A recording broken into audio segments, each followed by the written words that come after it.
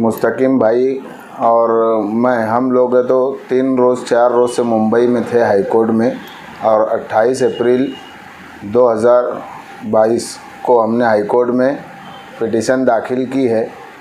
कल petition number मिल जाएगा और मुस्तकीम भाई पूरी कोशिश कर रहे हैं कि जल्द से जल्द नंबर लग जाए। और मेरी लोगों से ये गुजारिश है, दरख्वास्त है कि तमाम महरूसीन के लिए और दुआ करें कि हाई कोर्ट में जो पिटीशन सब दाखिल की गई है जल्द से जल्द नंबर लग कर के रिहाई के मामलात हो। मेरे वालिद रिजवान भाई बैटरी वाले अवामी पार्टी के सदर, उनकी भी पिटीशन दाखिल की गई है। मेरी आवाम से बिलखुसूस शहरियान मालेगांव से दरख्वास्त है कि वो खुसूसी दुआओं में याद रखें हाई कोर्ट से रिहाई के मामलात जल्द से जल्द हो जाए। क्या है आपका लायक? हम लोग की तो पहली कोशिश यही है कि जो लोग बन रहे हैं, ऐसा था कि 60 लोग बंद थे, उसमें मैं खुद भी था, उसमें से 28 लोग रिहा हुए, अभी भी 32 लोग हैं, लगभग 6ठा महीना चालू है। ईद का वक्त है, ऐसे वक्त में अपने ख़ानदान से, अपने रिश्तेदारों से, अपने बच्चों से, बीवी से, माँ बाप से, इनसे दूर रहने का क्या दुख होता है ये हम महसूस कर सकते। तो इसलिए हमारी खुद अव्वलियत यही थी कि ईद तक सभी लोग छूट जाएं। मगर कानूनी प्रोसीजर में इससे पहले ही बोला कि कभी कभी जुडिशरी इतनी सुस्त रफ्तारी से चलता है कि जो हम चाहते हैं वो नहीं हो पाता। मगर इंसाफ बहरहाल इस मुल्क में जुडिशरी से ही मिलने वाला है। अब जो लोगों की एंटीसिपेटरी हो रही है, ठीक है, वो भी भागे भागे इधर उधर रह रहे थे, उनकी भी एंटीसिपेटरी हो रही है। कानूनी प्रोसीजर है एंटीसिपेटरी का। ऐसा है कि यहाँ सेशन कोर्ट से किसी को एंटीसिपेटरी नहीं मिली, जिनको भी मिली सबको हाई कोर्ट से मिली। उसमें भी एडवोकेट महेंद्र को सबसे पहले हमने ही लगाया, और उसमें अतीक लोखंड वाले के लड़के को पहली इंटरिम बेल मिली, दानिश को। उसके बाद दूसरी बेल मिली 1-1.5 महीना पहले आज से मुस्लिम ढांडे को। वो वाहिद ऐसी बेल थी जो रेगुलर बेल हुई, जिसका फ़ायदा यहाँ दूसरे आरोपियों को भी मिला छूटने में।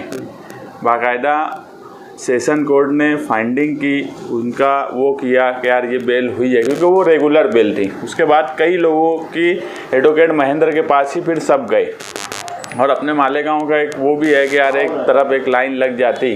और एडवोकेट महेंद्र अपने अजीम खान के बहुत अच्छे ताल्लुक़ का है, मेरा खुद का भी बहुत पुराना ताल्लुक़ था, और वो अच्छा काम भी कर रहा, तो सब लोग उसके पास गए और एंटीसिपेटरी वहाँ से हो रही है। एंटीसिपेटरी का एक अपना कानून है कि 7 दिन में एंटीसिपेटरी की बेल अगर हाई कोर्ट में रखी गई है तो उसका नंबर लग जाता।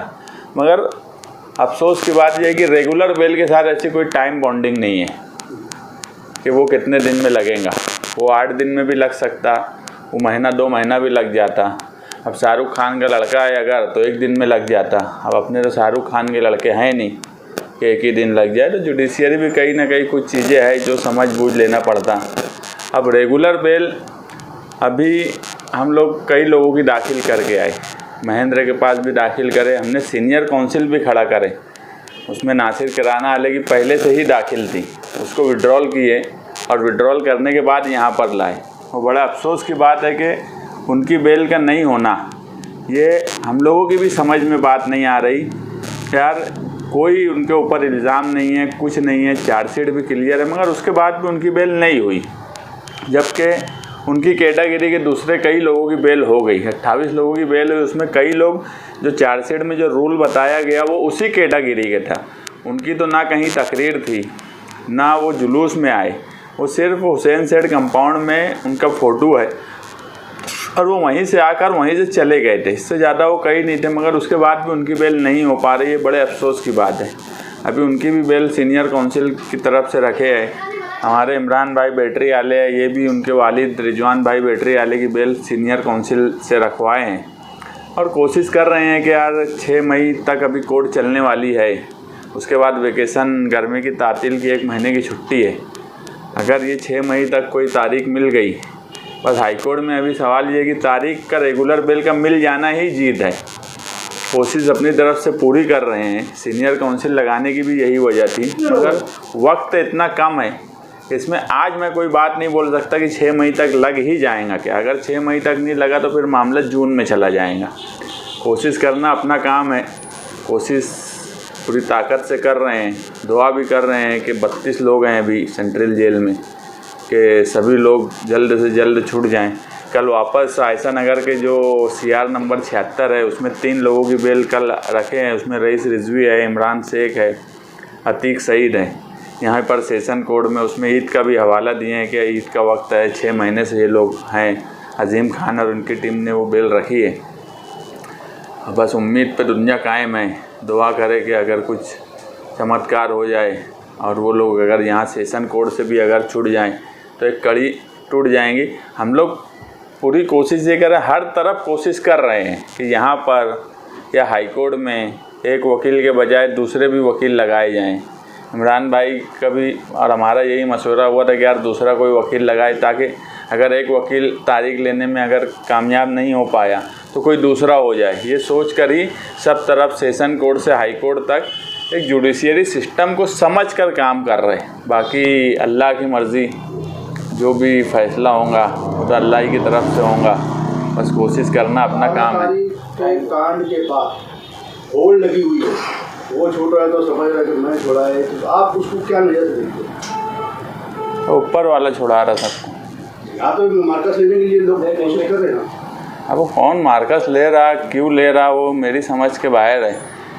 ऐसा है कि पहली बेल मेरी हुई, अजीम खान और उनकी टीम काम करी, उसके बाद एक सिलसिला चला, 28 लोगों की बेल हो गई। हम लोग सभी मुतमईन थे कि कहीं ना कहीं बेल हो जाएंगी, मगर आयशा नगर के CR में बेल नहीं हुई। दूसरा कुछ रिकवरी का मामला बता दिया गया, उस पर बेल नहीं हुई। हाई कोर्ट में भी एंटीसिपेटरी आज कुछ लोगों ने लाए या कुछ लोगों को मिली। हम लोग 1-1.5 महीना पहले ही वो भी लेके आ गए थे। मैं एक बात बोला कि यार जुडिशियरी सिस्टम हमको समझता, हम कहीं ना कहीं कड़ी ये कैसे टूटेंगी ये कोशिश कर रहे हैं। और अभी भी कोशिश यही है कि यार 76 नंबर की कड़ी टूटे। दूसरे लोग क्या कर रहे हैं, किस तरह कर रहे हैं, उनको कितना समझता, उस बारे में मुझे कुछ बोलना नहीं है, क्योंकि ऐसा ही कानून और जुडिशियरी सबको समझे ये भी ज़रूरी नहीं है। हो सकता है उनको ज़्यादा समझता हो, ये मैं तो नहीं बोल सकता।